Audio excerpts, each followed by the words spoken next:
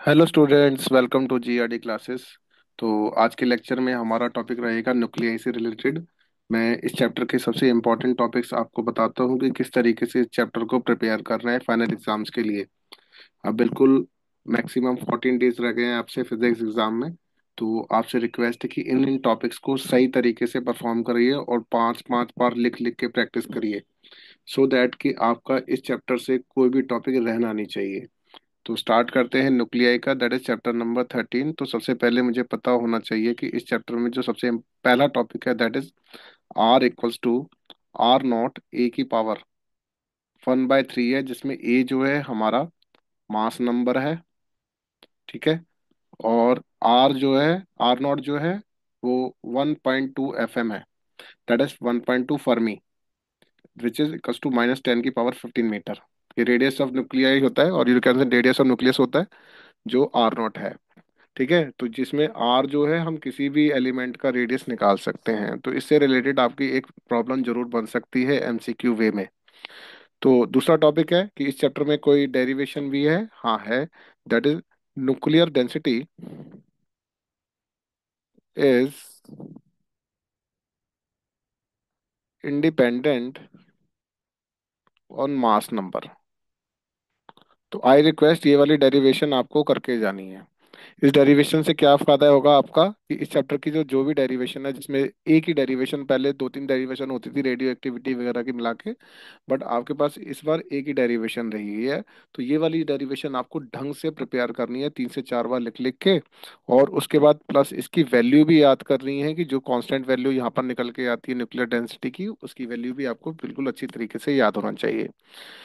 इसके बाद आता है दैट इज न्यूक्लियर फोर्सेस। तो न्यूक्लियर फोर्सेस क्या होती हैं, उसकी क्या क्या प्रॉपर्टीज हैं, तो ये आपको बिल्कुल याद करना है। ये बिल्कुल मेरी रिक्वेस्ट है, आप वीडियो को स्टॉप करके यहाँ पर इसको साथ साथ में लिख भी सकते हैं। तो न्यूक्लियर फोर्सेस जो होती हैं स्ट्रॉन्ग अट्रैक्टिव फोर्सेस होती हैं, ये पहले भी पढ़ चुके होंगे क्योंकि अब फाइनल मोमेंट है, आपने एक आध बार तो इसको रीड किया ही होगा।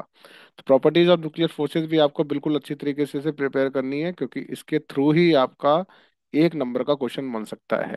तो ये बड़ी सारी प्रॉपर्टीज हैं, जिसमें एक प्रॉपर्टी इसकी भी है, दैट इज ये इसमें पोटेंशियल एनर्जी का एक न्यूक्लियन के साथ किसी न्यूक्लियस का हमने क्या बना रखा है, पोटेंशियल एनर्जी के साथ ग्राफ बना रखा है। तो इसमें ये ग्राफ हमें ड्रॉ करने आ सकता है, इसकी एक्सप्लेनेशन भी आ सकती है।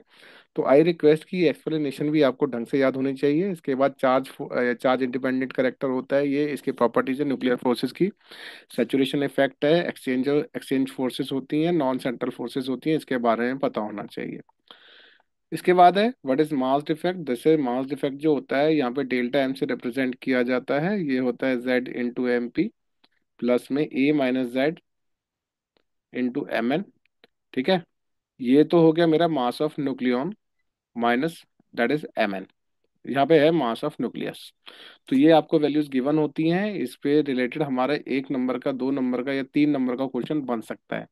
तो मोस्टली जो होता है वो 3 नंबर का आ सकता है, या फिर एक नंबर में एमसीक्यू आ सकता है। तो रिक्वेस्ट है इससे रिलेटेड, ये वाले से रिलेटेड कम से कम 5 से 10 न्यूमेरिकल की प्रैक्टिस करके जाए। यहाँ पे जो जेड बता रहा है ये एटॉमिक नंबर होता है किसी भी न्यूक्लियस का। एमपी जो है that is mass of proton है। एमएन जो है स्मॉल में वो मास ऑफ न्यूट्रॉन है। कोई भी लेटर सपोज एक एलिमेंट एक्स है, और यहाँ पर दे रखा है ए, दे रखा है जेड, तो यहाँ पर जो जेड रिप्रेजेंट करा जाएगा बेटा वो एटॉमिक नंबर होगा, और ए जो होगा यहाँ पे मास नंबर होगा। ठीक है। इसका पता करना है आपको बहुत अच्छी तरीके से कम 10 क्वेश्चन लगाने हैं। अच्छा, बाइंडिंग एनर्जी पे इसकी डिफाइन आ सकती है कि बाइंडिंग एनर्जी किसे कहते हैं। यहाँ पर साफ साफ लिखा है बाइंडिंग एनर्जी जो होती है किसी भी न्यूक्लियस की, वो एनर्जी होती है, रिक्वायर होती है हमें किसी एक्सटर्नल एनर्जी का हम यूज करते हैं कि हमें न्यूट्रॉन को और प्रोटॉन को, यू कैन से न्यूक्लियन को किसी न्यूक्लियस से सेपरेट करने के लिए जो एनर्जी चाहिए होती है, so that they will not interact with each other. तो वो एनर्जी जो हम एक्सटर्नली देते हैं किसी भी न्यूक्लियस पर, तो वो बाइंडिंग एनर्जी होती है। ये जो ई बी से रिप्रेजेंट कर रखा है हमने डेल्टा ई बी, ये होता है delta M that is mass defect into C square. यहाँ पे सी स्क्वायर जो है वो हमें वैल्यू गिवन करता है, दैट इज 1 AMU की बराबर, एंड 1 AMU जो एटॉमिक मास यूनिट है वो 931.5 मेगा इलेक्ट्रॉन वोल्ट के टर्म्स पे हम इसको यूज करते हैं। इसके बाद आता है that is binding energy curve. जो बाइंडिंग एनर्जी कर्व जो है, बाइंडिंग एनर्जी पर न्यूक्लियॉन का मास नंबर के साथ रिलेशन होता है। यहाँ पर आपको दिख भी रहा होगा, ये सारा पार्ट, ये यहाँ से बाइंडिंग एनर्जी की डिफाइन, ये वाला curve stability of the nucleus के बारे में बताता है, बाइंडिंग एनर्जी कर्व। उसके बाद इसकी प्रॉपर्टीज हैं, इस ग्राफ को एक्सप्लेन कर रखा है अच्छी तरीके से, तो रिक्वेस्ट है इस ग्राफ के ये सारे पॉइंट्स हमें याद होने चाहिए। ठीक है। एक और बात यहाँ पर जो इम्पोर्टेंट है इस क्वेश्चन में नजर आ रही है, how does this curve explain the release of energy in processes of nuclear fission and fusion. तो न्यूक्लियर फिजन और फ्यूजन का जो पार्ट रहेगा वो यहाँ से रहेगा, ये आपको रीड करना है, कम से कम 5 टाइम लिखना भी है, साथ साथ में रिटर्न प्रैक्टिस कर करके चीजें जल्दी से याद होंगी। ये जो न्यूक्लियर फिजन और न्यूक्लियर फ्यूजन की बात कर रखी है इस वाले चैप्टर में, वो बेसिकली इस कर्व से रिलेटेड है। ठीक है। तो ये कर्व में यहाँ पे निकलिया है जिसमें फ्यूजन शो करते हैं, जो स्टार्टिंग वाले पार्ट हैं, बाद वाले पार्ट जो है वो फ्यूजन शो करते हैं। तो रिक्वेस्ट है ये ढंग से आपको प्रिपेयर करना है। ठीक है। नेक्स्ट है इसके बाद, दैट इज बाइंडिंग एनर्जी से रिलेटेड 3 नंबर का एक न्यूमेरिकल आ सकता है और आता भी है, पिछले सालों में पूछा भी गया है।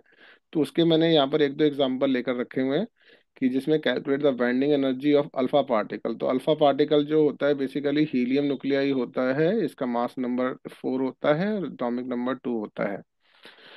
ठीक उसी तरीके से एक यहाँ पर कैल्शियम का एग्जांपल लिया गया है।